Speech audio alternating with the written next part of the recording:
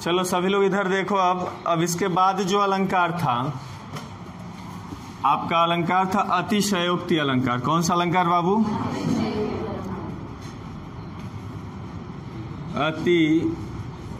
अतिशयोक्ति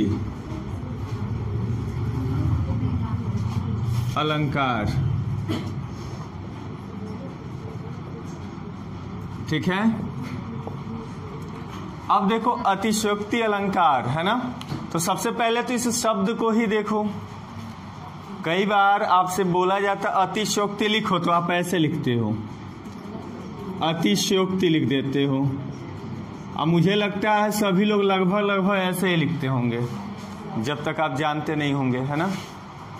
लेकिन वास्तव में ये जो है प्रश्न बन चुका है, कई बार वर्तनी शुद्धि में पूछा जा चुका है अतिशयोक्ति कैसे, मतलब शुद्ध वर्तनी बताइए कौन सा होगा। तो आप याद रखिएगा इसमें पूरा स होता है, ठीक है। बच्चे आधा स लिख देते हैं, क्योंकि होता क्या है, जैसा उच्चारण हम करते हैं शब्दों का, वैसे ही शब्दों को हम लिखने का प्रयास करते हैं।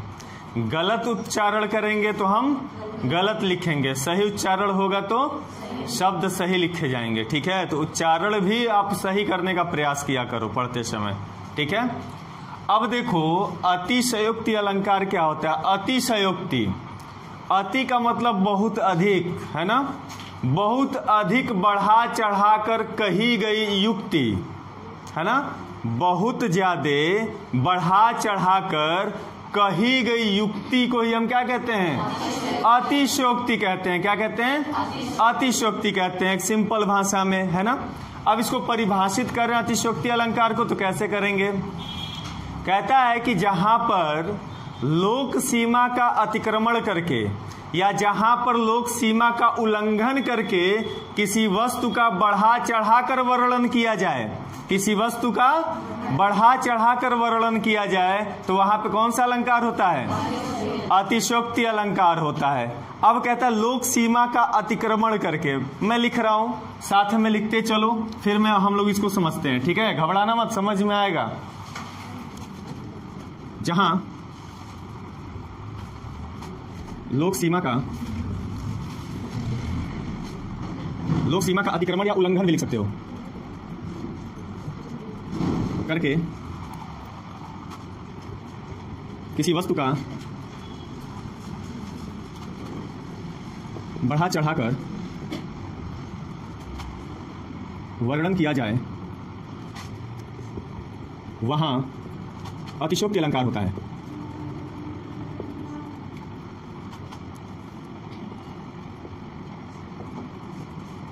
वहां अतिशयोक्ति अलंकार होता है, लिख लीजिए।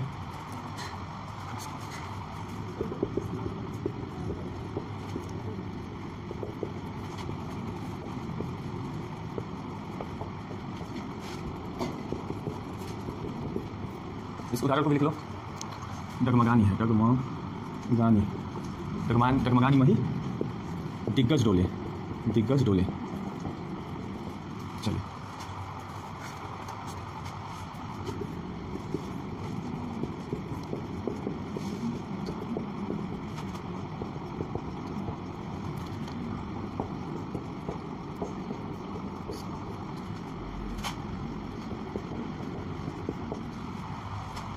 चलिए अब ध्यान से देखिए, यहां पे समझने का प्रयास कीजिए इसको अच्छे से। कह रहा है कि जहां मैंने कहा अतिशयोक्ति किससे कहते हैं, तो जहां पर बढ़ा चढ़ाकर कोई युक्ति बोली जाती है, कही जाती है, वही हमारा अतिशयोक्ति कहलाता है। फिर कह रहा है जहां लोक सीमा का अतिक्रमण या उल्लंघन करके, तो सबसे पहले तो आप यही समझो कि लोक सीमा का अतिक्रमण क्या होता है, उल्लंघन क्या होता है। तो लोक सीमा का मतलब जैसे हम हैं, सामान्य जो जन हैं, है ना, जैसे हम हैं, आप हैं, तो हमारी एक सीमा है, मनुष्यों की एक सीमा है कि उस सीमा के दायरे में रहकर ही वो काम कर सकता है, लेकिन उस सीमा के बाहर नहीं जा सकता है, बाहर जाके काम नहीं कर सकता है। जैसे हम अपनी क्षमता और अपनी सीमा के अंदर ही काम कर पाएंगे अनुसार। अब वो सीमा के बाहर भगवान काम कर सकता है, लेकिन हम काम नहीं कर सकते हैं। जैसे मैं बता रहा हूं, सीमा का अतिक्रमण का मतलब या उल्लंघन का मतलब क्या हुआ।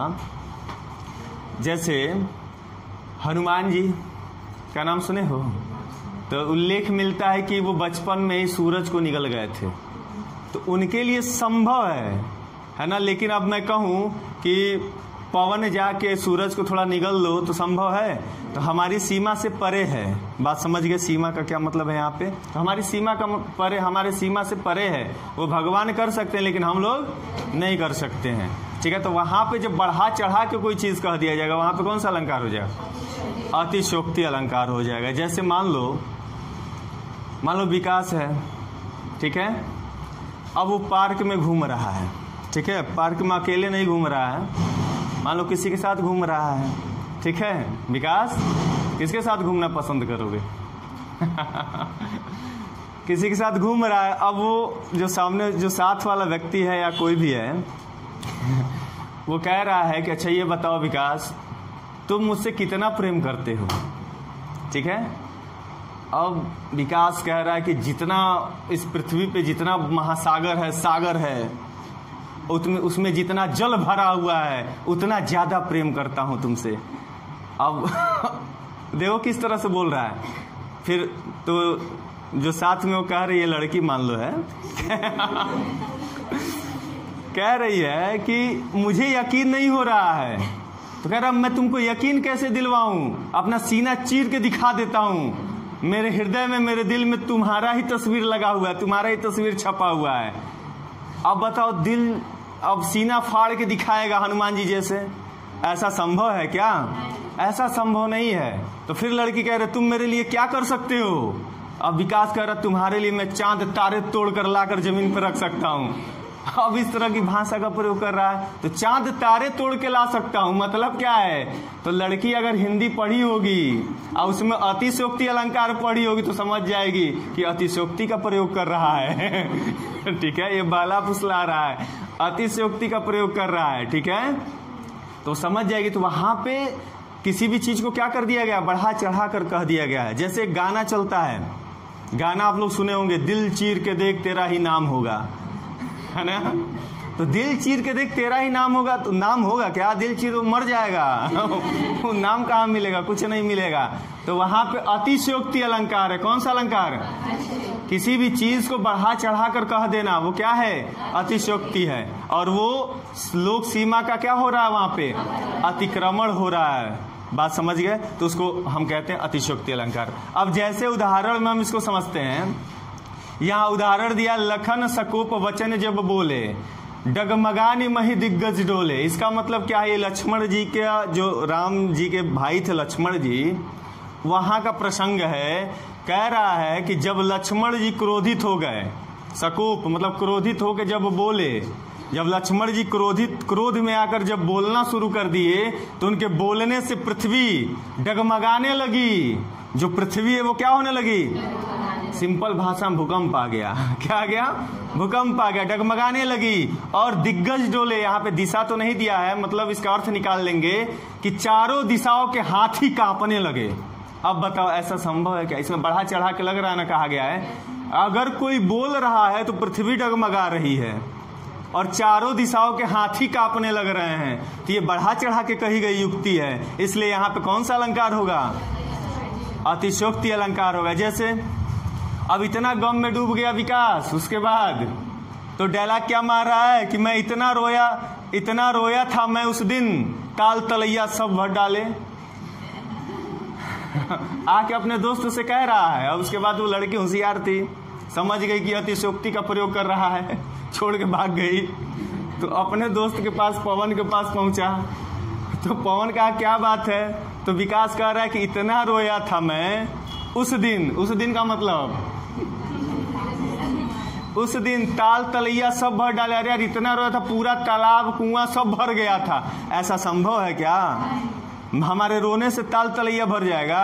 अगर भरने लगे तो हर जगह झील झरना बनना शुरू हो जाएगा। हाँ, नहीं होगा ना। तो इस तरह से ये हमारा बहुत बढ़िया उदाहरण है अतिशयोक्ति अलंकार का। क्लियर है? इतना लिख लिए, चलिए।